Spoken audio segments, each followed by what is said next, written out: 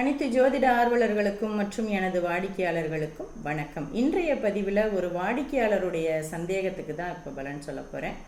அவங்களுடைய ஒரு முக்கியமான கேள்வி என்னவா இருந்ததுன்னா, சூரியன் அஸ்தமனம் செய்த பிறகு ஜாதகங்களை பற்றி, ஜாதகத்தில் இருக்கக்கூடிய கிரகங்களை பற்றி பேசலாமா அப்படின்றது.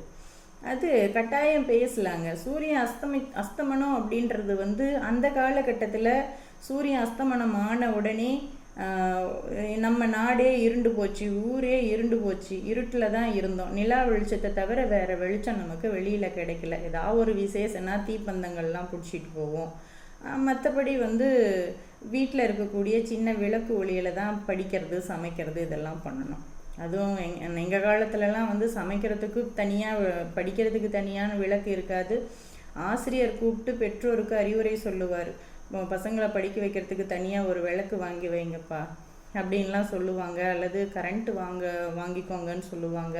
கரண்ட்டு வாங்கிறதுக்கு வழி இல்லாமல் இருக்கிறவங்களுக்கு அதுக்குண்டான சின்ன சின்ன அறிவுரைகளையும் கொடுப்பாங்க. இப்படி இருந்த காலகட்டங்களில் சூரிய உதயத்தில் நீங்கள் கிரகங்களை பற்றி பேசக்கூடாதுன்னு எதுக்கு சொல்லியிருப்பாங்க அப்படின்னா, இந்த நவகிரகங்களில் 3 கிரகங்கள் ஒரே மாதிரி சொல்லிக்கிற மாதிரி எழுத்துக்களாக வந்துடும். அது சுக்கிரன், சூரியன், சந்திரன். அதுலேயும் நம்ம தமிழில் எழுதுகிறவங்க அந்த ஒவ்வொரு சாங்கிற எழுத்தை எந்த வடிவத்தில் வேணாலும் போட்டு அழகழகாக எழுதுவாங்க. அதுலேயும் குறிப்பாக அந்த ஜோதிடர்கள் எழுதுறது அதை விட சூப்பராக இருக்கும். சுக்கிரனை இங்கே ஆரம்பித்து அங்கே போய் சுழிச்சு விடுவாங்க. எது சுக்கிரன், எது சூரியன், எது சந்திரனே தெரியாது. கடைசியாக பெற்றோர்கள்கிட்ட எந்த மாதத்தில் குழந்தை பிறந்ததுன்னு கேட்டு அப்புறம் அப்போ சூரியன் இந்த இடத்துல தான் இருக்குதுன்றதை கன்ஃபார்ம் பண்ணி அப்புறமா சந்திரனை எங்கே அந்த மாதிரி கேட்டு பண்ணுவோம். அப்படி இருக்கும் பொழுது சூரியன் அஸ்தமனத்துக்கு அப்புறமா ஜாதகங்களை பார்க்கும் பொழுது விளக்கு ஒளி பத்தாமல் இருந்து அவங்க எது சூரியன் எது சந்திரன் தெரியாமல் மாற்றி பலன் சொல்லிடக்கூடாதுன்றதுக்காக அப்படி சொல்லப்பட்டது. இன்றைக்கி அப்படியா இருக்கிறோம். 24 மணி நேரமும் கரண்ட் இருக்குது நம்மக்கிட்ட. அதே மாதிரி நம்ம லைட் இல்லாமல் இருக்கிறதே இல்லை.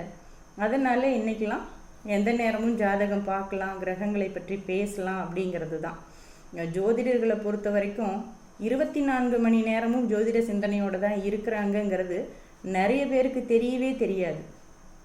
வழிப்பாதையில் ஒரு நபரை பார்த்தா கூட, ஒரு மிருகங்களை பார்த்தா கூட அதை ஒரு கிரகத்தோடு ஒப்பிட்டு தான் நாங்கள் பார்க்குற பழக்கம் வச்சுருக்கோம். அந்த சிந்தனை தான் எங்களுக்கு ஓடிட்டுருக்கோம்.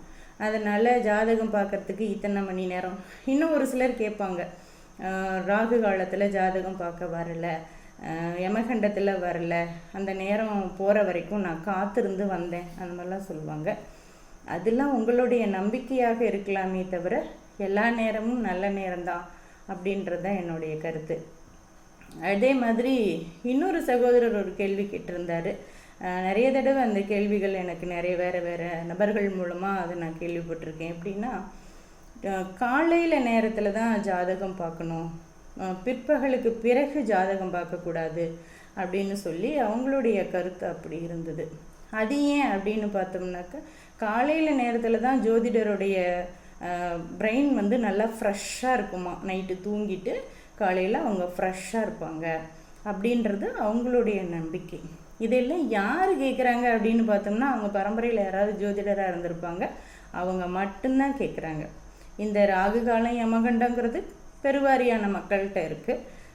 இந்த மாதிரி வித்தியாசமான கேள்விகள் கேட்குறவங்கெல்லாம் ஜோதிட பரம்பரையிலேருந்து வந்தவங்களாக தான் இருக்கிறாங்க. அவங்களுக்கு அவங்க முன்னோர்கள் அப்படி சொல்லி கொடுத்துருப்பாங்க. அதனால் அவங்க அப்படி சொல்கிறாங்க. இன்றைக்கி நைட்டு தூங்கி காலையில் எழுந்துக்கிற பழக்கம்லாம் மாறி போச்சுங்க. இன்றைக்கி எல்லாமே டிஜிட்டல் உலகமாக மாறிட்டதுனால பகல் ஃபுல்லாக அவங்க வேறு ஒரு வேலையில் இருப்பாங்க, இரவு ஃபுல்லாக வேறு ஒரு வேலையில் இருப்பாங்க.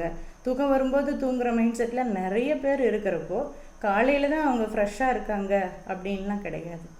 ஜோதிட மூளைங்கிறது எந்நேரமும் ஃப்ரெஷ்ஷாக தான் இருக்கும். அவங்களுக்கு முடியலன்னா அவங்க ஓய்வு எடுத்துகிட்டு அடுத்த வேலையில் பார்க்க போகிறாங்க. அதனால் இத்தனை மணிலேருந்து இத்தனை மணி வரைக்கும் தான் ஜோதிடரோட பிரெயின் ரொம்ப ஃப்ரெஷ்ஷாக இருக்கும்லாம் நீங்கள் முடிவு பண்ண வேண்டாம். அது அவங்கவுங்களுடைய உடல் சூழ்நிலையை பொறுத்தது.